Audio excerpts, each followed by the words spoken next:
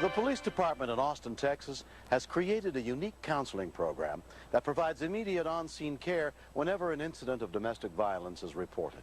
This story is not a recreation.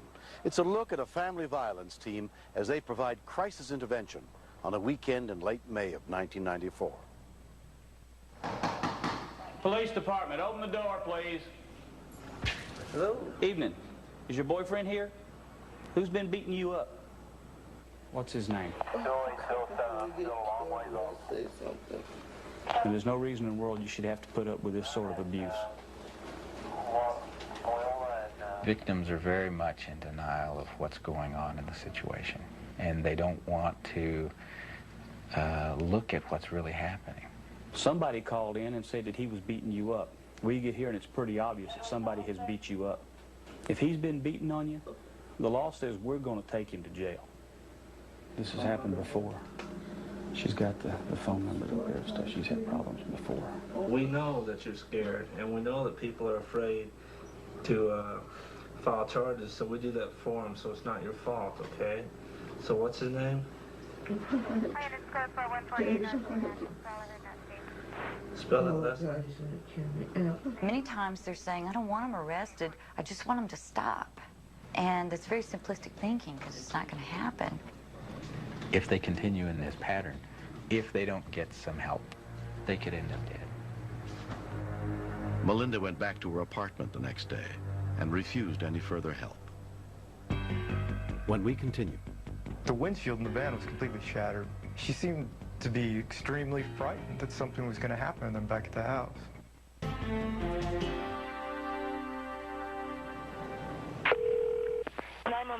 May 31st, 10:58 p.m.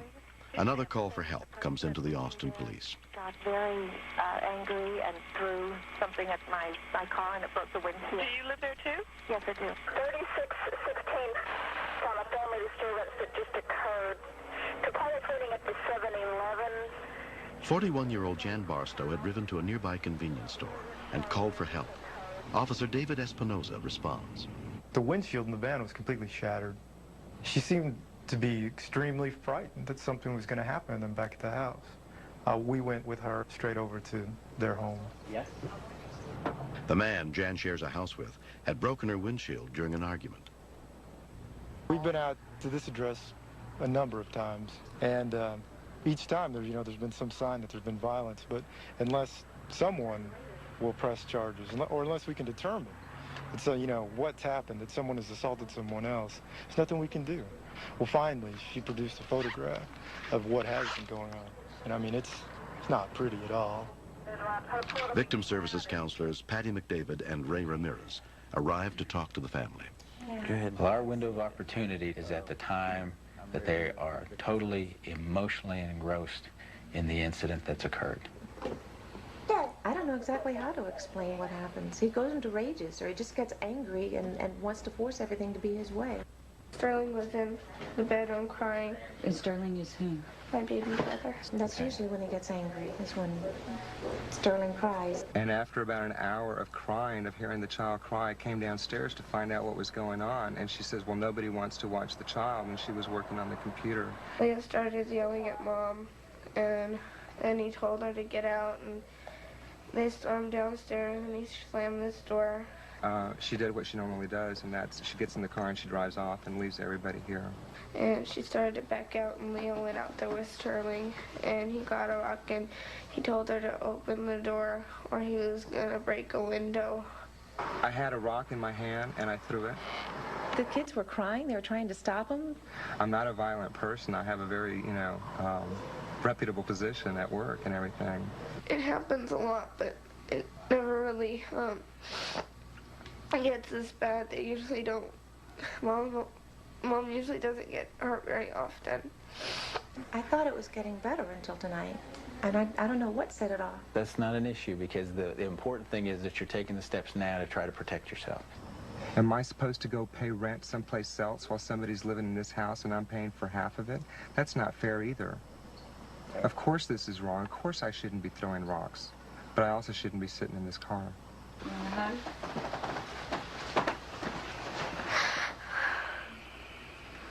You're afraid of what? I'm afraid he'll come back and hurt one of us because he'll be mad. What makes you think that? Because he's left before. Mm-hmm. And he always comes back and then they fight some more. When he comes back? Everybody was a victim in that household. And when I say that, I mean not just once, over and over and over and over. We want to go ahead and talk a little bit about how you're feeling and what you would like to have happen. You know, what you would like to see your mom do at this point, as well as what she's prepared to do to help keep you guys safe. I'm glad something finally did happen, you know, because this has happened before. He's very violent sometimes for the littlest things. Throwing things, throwing me against the car, or throwing me on the ground, or grabbing me by the head, or choking. One other time that he got all mad at my mom, and they went outside and he threw her on the ground and he started hitting her and beating her up. I kept waiting for the black eyes and broken bones, but this is going to lead to something. I mean, this is going to lead to just straight death without that in between if it doesn't stop. Jan. The next morning, Ray follows up with a phone call to Jan. Just being able to get a hold of them is refreshing, because a lot of times the next day you can't find them. Sometimes they're at the jail bailing the person out. I would like for you to come down here because Leo could be released within an hour. Hi, how are you today? Jan's father, Bob Barstow, accompanies her and her 13-year-old daughter, Jana. Do you want to try to get into safe shelter? Do you want to go ahead and do protective order? I don't necessarily want to keep Leo away from his son or us. He's fine with us most of the time. She was bailing out already. He doesn't know why he does these things. It's kind of like holding somebody over a cliff and feel your grip losing, thinking this person could die. I think it's harmful for a child to have a parent that they see every day suddenly disappear from their lives. But it's not nearly as harmful as seeing outbursts, violence, you know, and assault. If this keeps going, those rages are going to be so terrifying to that child that he's not going to know whether he can trust him or not either. And he feels that. These fights scare Sterling so much. And the other kids as well. So what I would suggest is that you try to get out of there. I've lived out of boxes before after the first time. It's hard on us. And the kids don't deserve that. I could rent a house for you. Oh, Dad, that drains y'all so much. Well, Amy, you're my daughter. Doesn't make any difference. I told him last night the reason I'm in situations like this is because of the kind of parenting that I got, and this is the man. I taught her everything she knows. Yeah. It's very likely that Jan's pattern started at an early age when her mother and I were still living together, and we didn't know how to handle and communicate things between ourselves. Dad's been through lots of counseling, and now he's being like the father that I wish I had when I was growing up. So I appreciate that, Dad. I don't know how to solve the problems because I never saw my parents solve them. They just argued and my dad left. And with Leo, he'll blow up or he'll argue, and I'm the one that runs the car and leaves. My bedroom was next to y'all's, Dad, when we were kids. I heard Mom screaming out, "Bob, don't, you're killing me." And it scared the daylights out of me when I was a kid. I couldn't come over and do anything. And that's when I got a piece of paper and I wrote on it, "I hate you, I hate you, I hate you." And it was about you because I'd never felt it before. So now I'm giving it to the kids. But I can't let that happen because they'll find relationships to resolve this problem they're going through. You see a generational domino effect that seems endless.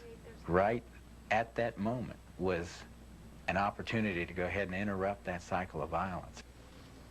He's going to be out of jail. He could be getting out of jail right now. So the best time to do it is right now.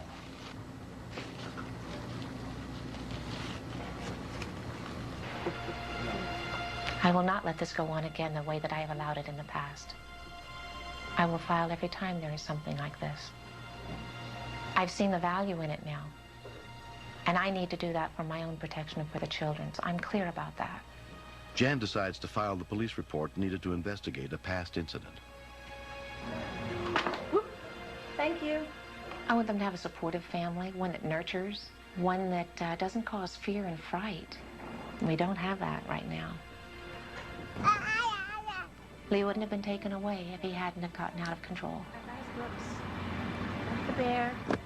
The only part where I'm responsible is for not having them take him away the first time, because that showed him he could get away with it. Leo was released from jail that afternoon.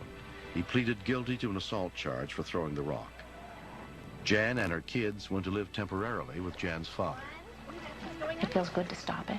2, 3. There's a place of love in my heart for Leo that's as deep as it ever was. I think it's the most loving thing I could do, by having him have to look at himself honestly instead of being part of his cover-up. I hope Leo goes through counseling, and I hope my mom goes through counseling with him, and that maybe they won't live together, but they'll still be friends.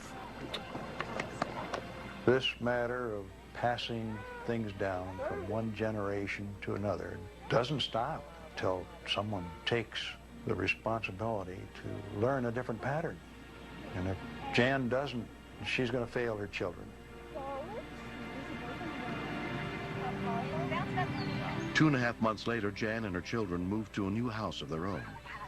A restraining order prevents Leo from having any contact with them. I had always thought that battering occurred among minorities and people with less money and less resources. Then when I went to the Battered Women's Center, there were these women. They were just like me. A lot of times, affluent, educated individuals cover things up a lot more and tolerate it because they don't want the social stigma. Hey, it has to be a solid one. Victim services, I'm so glad they're there. If I had known that they'd be as helpful as they are, I think I'd have stepped in earlier. Helping people who are being abused is the kind of cause that everyone should take up. Because if we can ensure that everyone's safe, it makes it a much better world to live in, doesn't it?